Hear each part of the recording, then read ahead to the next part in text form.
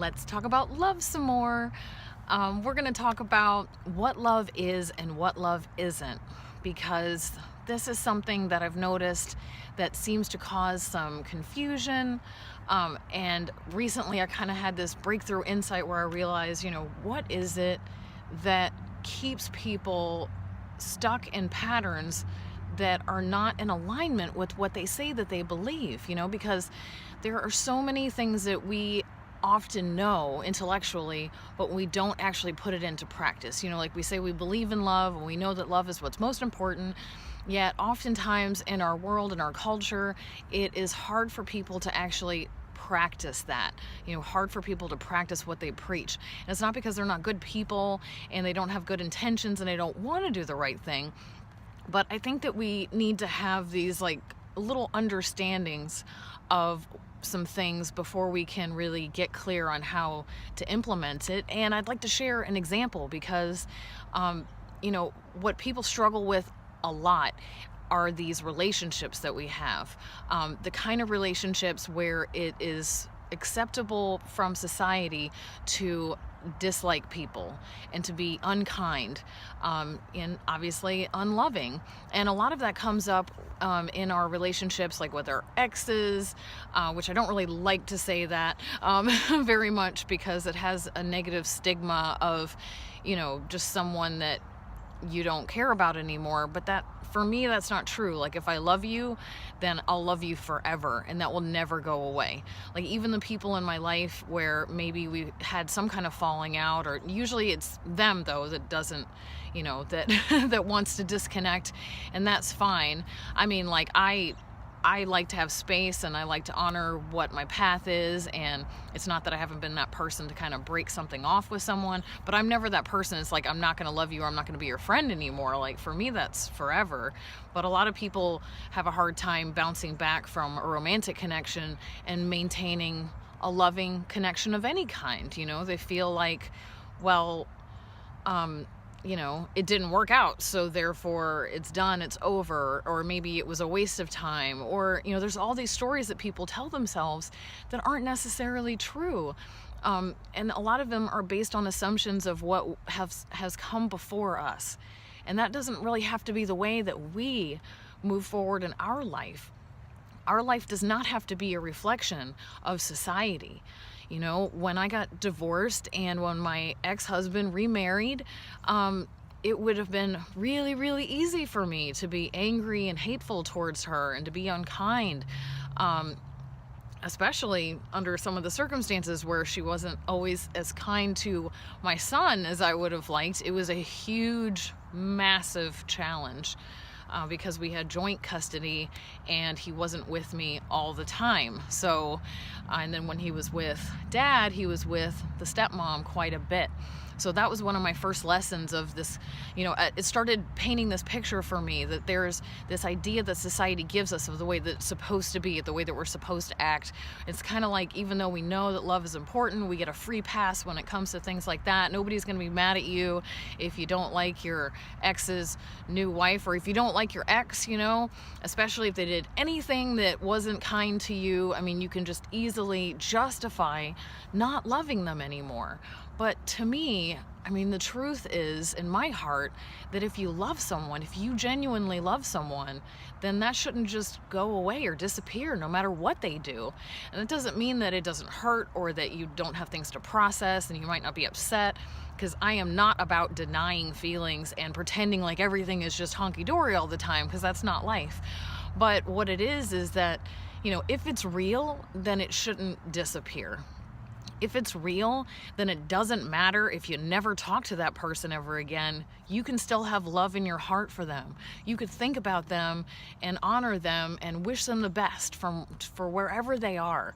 If things didn't go well, which, hey, these things happen, we all try our best. Really, in those romantic connections especially, it's super tough for all of us. It can bring out the worst in people. It brings out our deepest insecurities. It brings out our deepest fears about ourselves and life. anything that we've been through, if we have any baggage, that's all going to come out. That's why our romantic connections are actually our greatest lessons in life. And I try to focus my energy on what I'm meant to learn every time I connect with someone. And then I also focus my energy on what am I meant to learn when I'm not with someone, when I'm on my own, because there's so much to learn there as well. And being content within yourself and not feeling like you have to be with someone else is quite a big accomplishment in our world today. For me, that's been a huge accomplishment because, like many people, I was of the mindset that I always had to be looking for that next person. Even when I started to open my mind and realize that I don't think that just a standard traditional relationship is for me, and after getting legally married, the first time, and it was the last time, basically, I said, I'm not going to do that again. I said, I don't really, to me, it doesn't make any sense why the government has anything to do with my relationship. And, I'll never forget getting the divorce or signing the divorce papers. It was like a year after we had split up, and, he shows up with his, new girlfriend and their baby, and it's just like, and I was already in another relationship, and it was like, why? To me, it was like, what kind of sense does this make? So, hey, there's nothing wrong with legally getting married. I'm not saying that. But for me, it was just like, this doesn't make sense for me. And that was kind of the beginning of questioning everything. Because remember, I left that relationship with the understanding that I was going to explore and learn and open myself completely and turn everything upside down. So that's what I did. I questioned everything, thoroughly questioned it. That doesn't mean that I will never, ever get married. I mean, I don't think I want to, and I haven't. But I've been in a long-term relationship since then, an even longer relationship than that one, which was basically the same thing, not really that different other than the legal paperwork. And I kind of had to realize then that, I was still doing things because of other people's expectations, because of what I felt obligated to do, and I still wasn't quite clear on what genuinely resonates with me. And that's what love is about. Because loving ourselves first is what's extremely important. If we can't love ourselves, we can't love anyone else. And that love for ourselves and for other people, no matter what happens, it doesn't ever have to go away. There could be other things present. You could be upset about something, but that doesn't mean the love has to go away. So that in action looks like, I want to give examples. So that was kind of like with my ex-husband, my older son. That situation was love in action for me. I continuously had to keep bringing myself back to this place of compassion and understanding for her, and reminding myself that, hey, this does not have to be anything, any kind of conflict or issues. The solution is within me. The more loving that I am, the more that I can be an example of kindness, the more that I can be supportive. And, it's like, if I'm concerned about maybe the relationship between my son and his stepmom, then maybe I'll just be more involved. I'll just be as involved as I possibly can. Like every year I used to go to the cancer walk that they did for her mom. So she participated in that. I would go to that every year, spend the whole day there, and I would help to watch the other kids too, so that she could maybe spend a little bit more time with her mom, or just just participate and be there in support. I did things like that on purpose, not because it's like I'm just such a nice person, but because I was like, how do I actively try to put love first? How do I let my life be an example of that? That doesn't mean that I didn't struggle with getting angry sometimes or feeling frustrated, but all that matters is that we try. It's not that we're just perfect, because society's idea of perfect, don't get me started, is not what true perfection is. We are already perfect, just as we are. And as long as we're trying, we're doing great. So that was one scenario and example. And then that other long-term relationship that I entered into, my younger son's dad, and other relationships, shorter term ones, there were specific opportunities for me in each one of those to practice unconditional love and to continuously try to put love first and gain a deeper understanding of what love is and what love isn't. So I have this little list, and let me just kind of show you all here. So it's a little list of what love is and what love isn't, so we can get a little bit clearer on it, because visualization is great.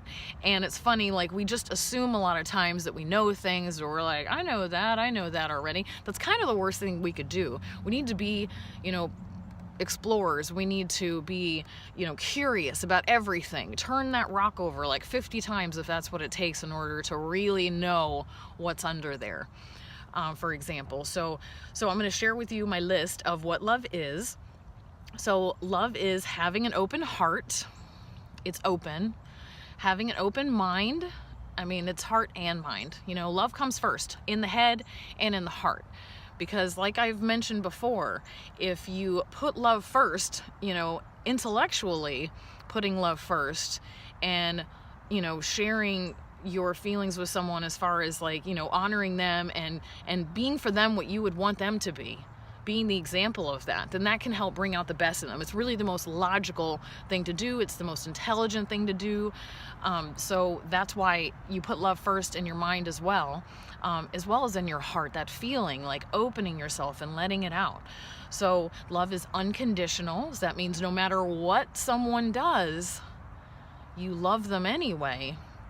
That's not always easy, right? Because people do not so nice things.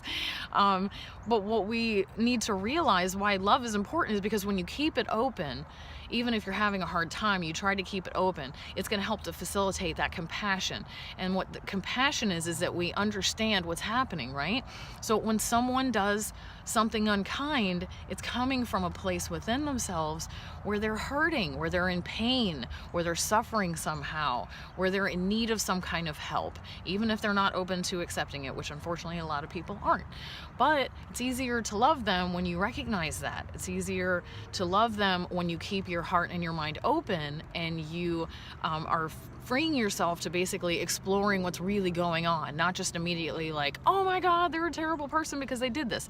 Now, your first reaction may be that way, and trust me, I still have reactions to things initially.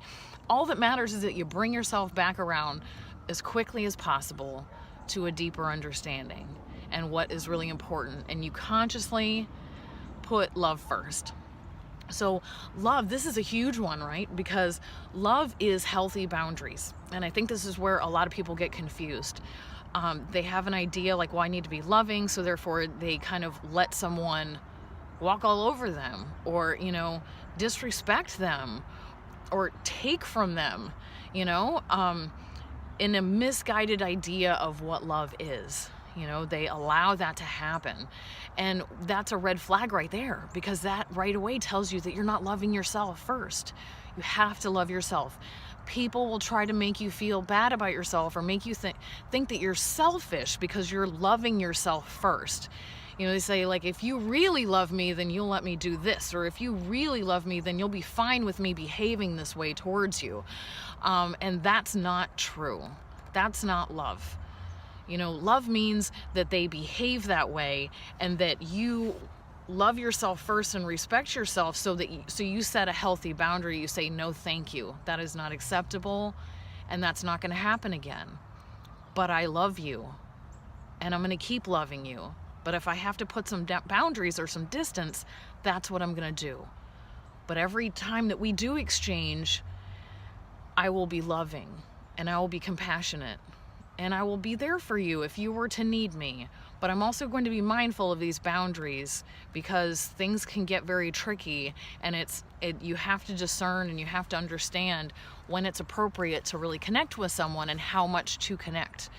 Because you can love people from far, far away. They don't have to be right next to you and up in your business, and you don't have to be that way for them for it to genuinely be love. Love is you.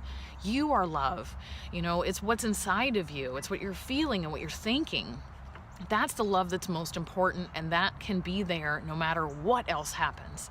So love is healthy boundaries. Love is strength. It is your greatest power. It's your greatest superpower, I like to say, because it can transform, it can change. It's our greatest teacher.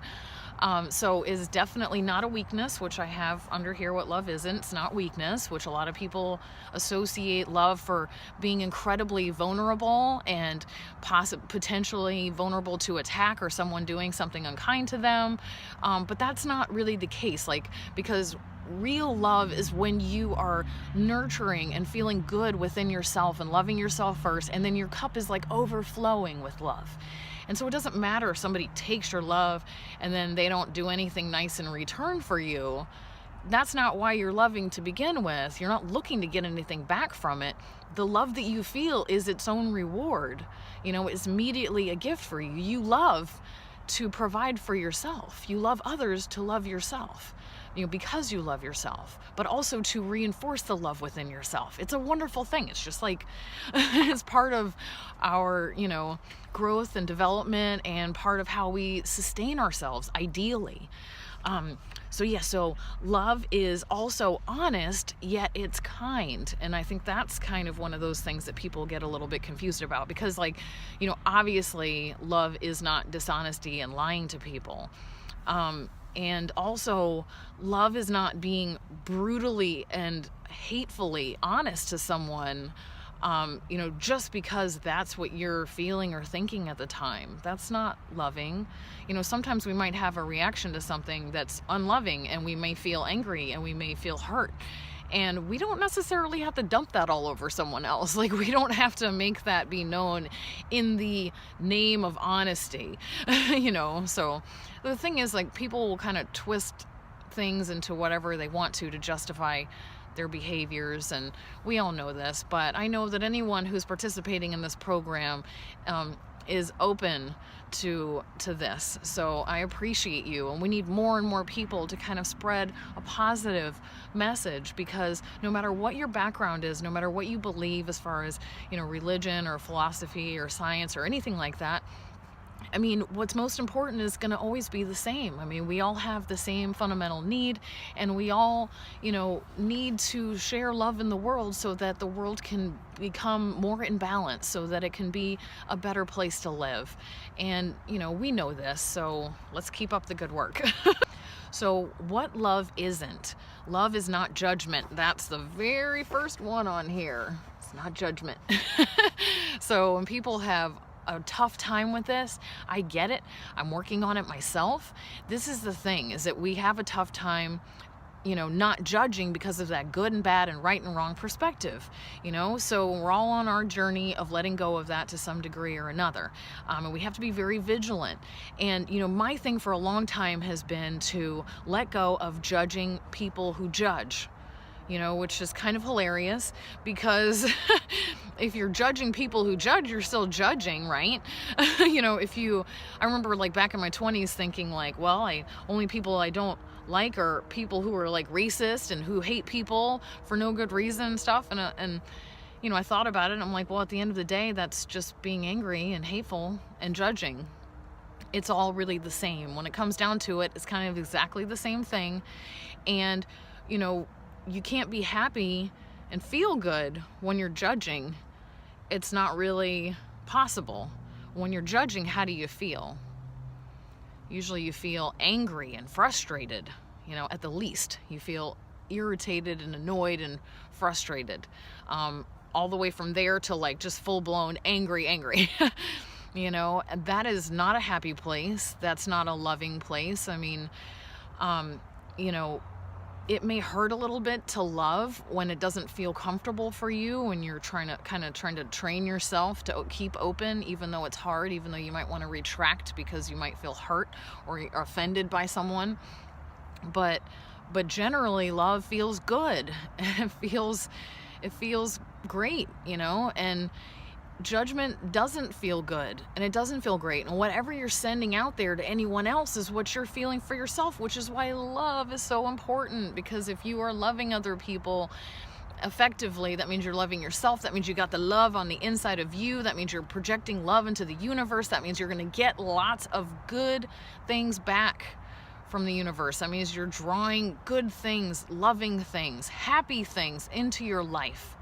and you can make a choice no matter what circumstances are going on in your life to just choose love and choose to be happy and focus on that.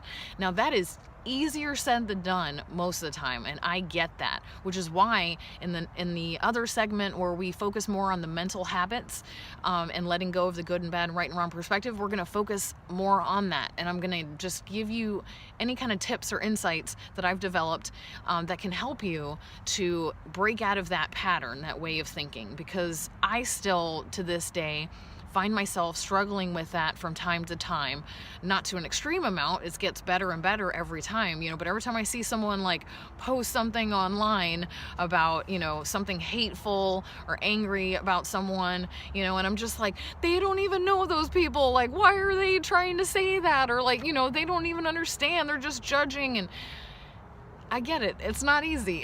And then I have to walk myself through the process. I have to bring myself back into love. I have to remind myself that those people are hurting. I have to remind myself that those people are not feeling loving and compassionate at that time, and that's a reflection of something that they can work on and heal within themselves. And it's not for me to condemn them for that, and it's not for me to spend all my time focusing on that and worrying about that. There's other things that are extremely important, like the other things about love. So love is also not attachment. And attachment in its most basic form is not something that's negative, but the kind of attachment that is oftentimes played out in our modern relationships is what I'm talking about. This kind of attachment to someone where it's like we're deriving our happiness and acceptance from them. Like we're looking for that next relationship to validate us and to make us feel good about ourselves because we don't feel good enough on our own.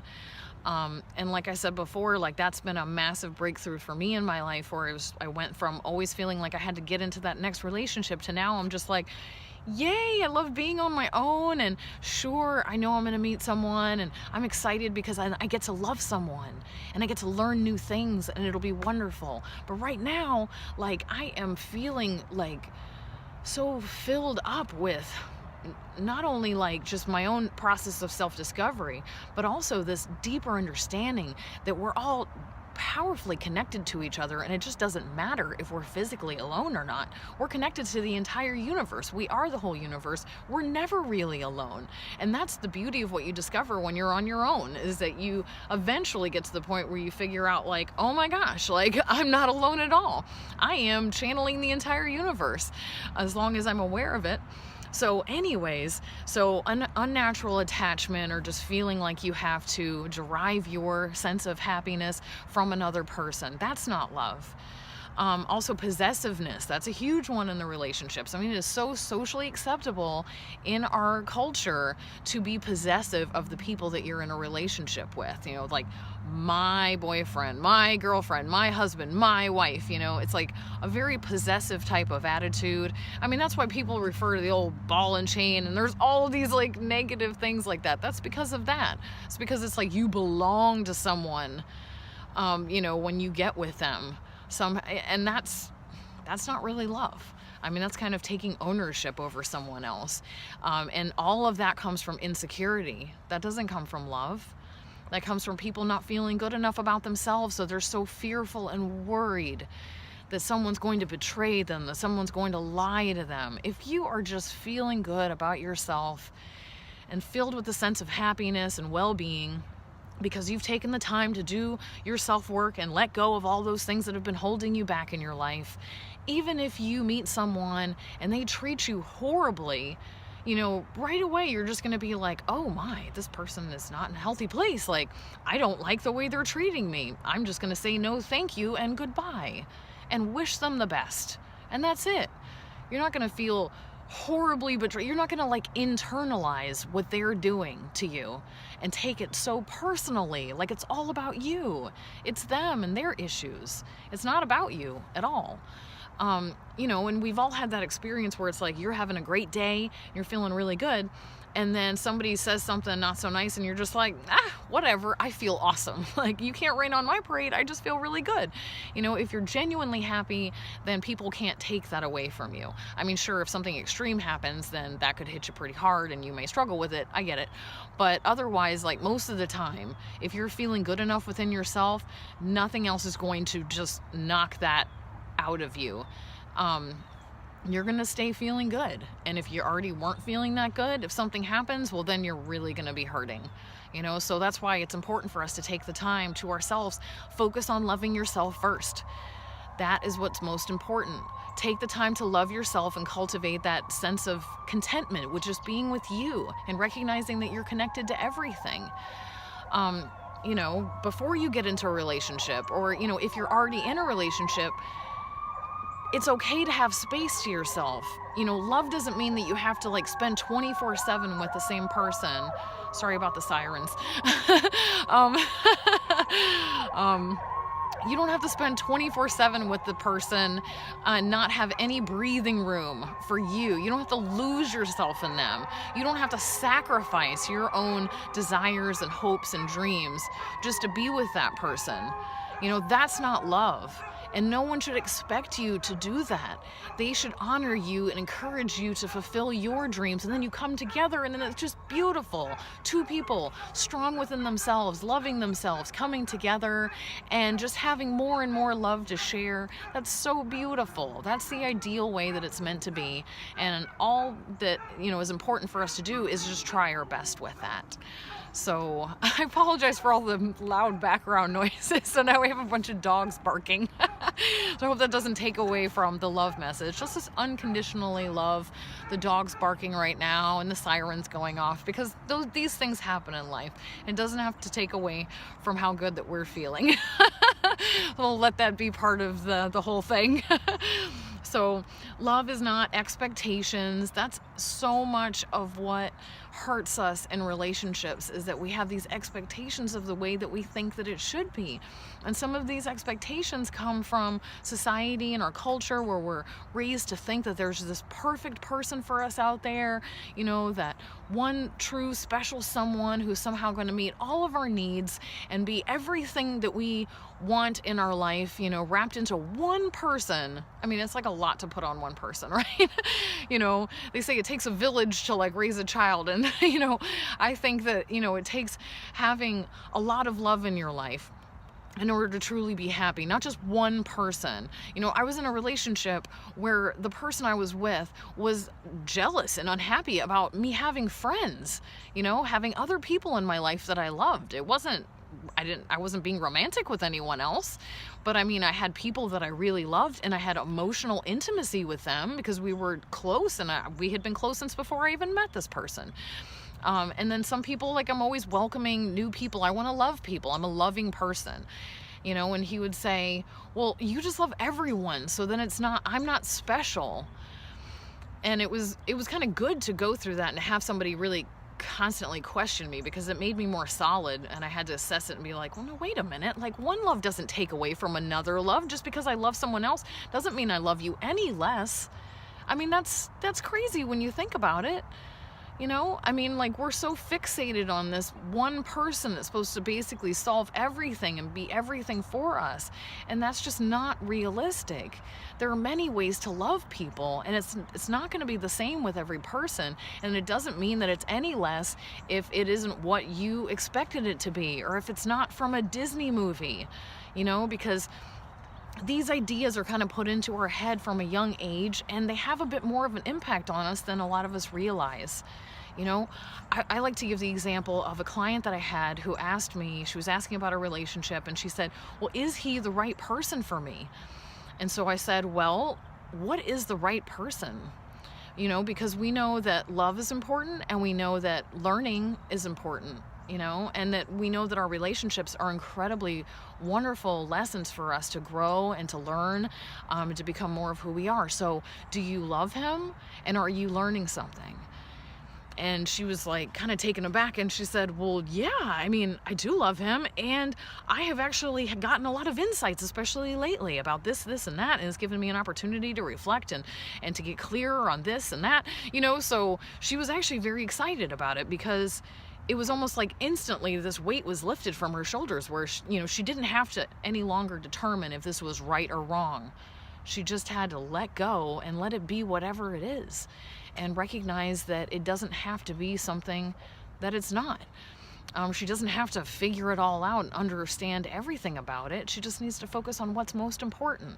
So, that was great, and it's a good example. The right person for you is the person that you're gonna naturally want to connect with.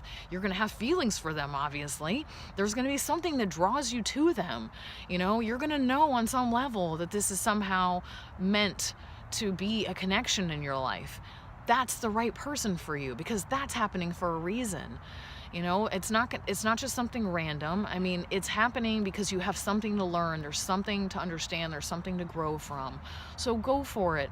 Learn what you need to learn. And if things change and it doesn't resonate anymore, and it just doesn't feel right to you, and you just have this pull or this push that you need to move on, then honor that and do that too. Because no matter what, there's nothing wrong with being with someone for the rest of your life. But even in that scenario, it has to end, right?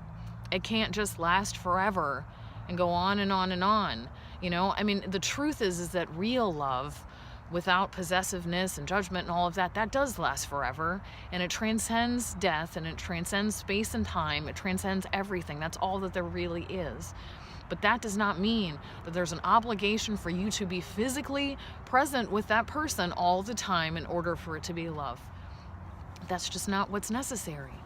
So the other thing, love is not weakness. We kind of talked about that already. Love is not disrespectful. So obviously if someone is not honoring you and what you believe, then that's not love either.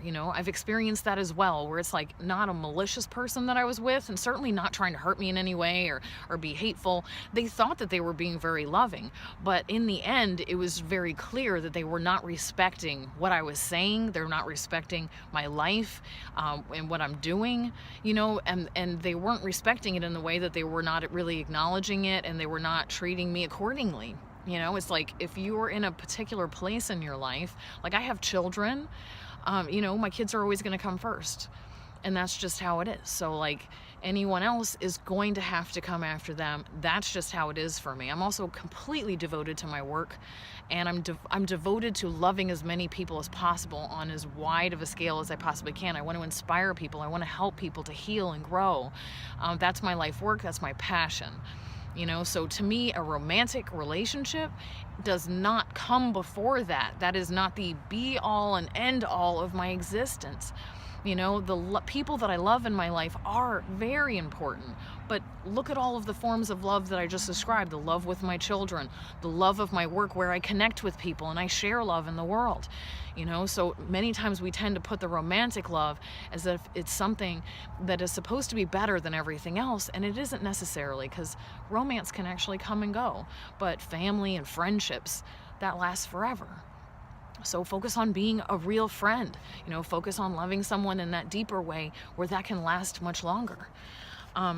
So yes, love is not disrespectful, love is not dishonest or oppressive. So these are all kind of repetitive, and I think that we've really gotten into the heart of what this is about, and I hope that this has given you a little bit more clarity and insight about what love is and what love is not, and I hope it helps you to just have that understanding in your life, because what we want to do is put this into practice. How can you put love first in your life in a real way? How can you love the people that are harder to love? Because the people that are easy to love, well, that's nice, that's great, but what about those people that are a little more difficult to love, like your ex, or, your ex's new wife, or, the people that you were with, the person that you were with that's not supportive of you. Like I was in that long-term relationship, one of them where, every time I shared a goal or an idea of what I wanted to do, it's just like nothing but negativity, nothing but just trying to be discouraging. Like, well, why do you want to do this? Why do you want to do that? Well, how come you just think you're so special because you want to do this, and that? And I was just like, oh my God, really? Like, I mean, that's like, this is the most unloving atmosphere ever. So I had to set my boundaries, and I had to keep saying, no, thank you. That's not appropriate. I don't want that. And eventually it was just like, they were never going to come around, no matter how I was like, I'll just be loving and supportive of them and see if that helps and stuff. Nope. Still didn't make a difference, so a lot of times if we put our foot forward and give what we want in return, it's like, you want love, we'll give love.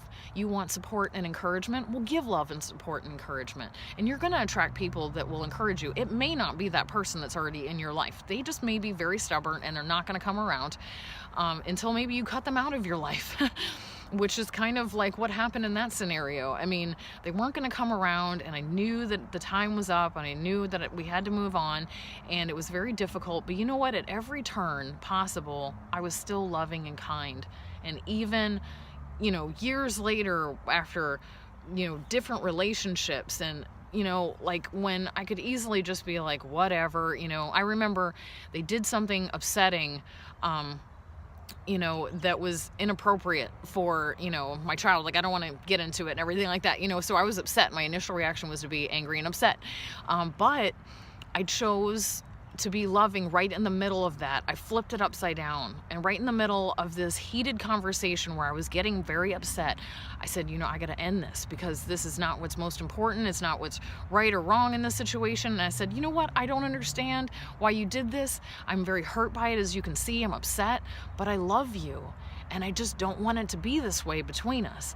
And when I said that to him, he cried, and it just moved him, and it changed everything. I mean, it really did. It was powerful. And I mean, even to me, I was like surprised. I was like, whoa, and because he knew that I meant it, and he knew that it didn't matter how upset I was, that nothing was going to change that. All those years, nothing would ever change that. I consistently loved him no matter what. And eventually he really seemed to get it. And I know that it's been healing for him and for me.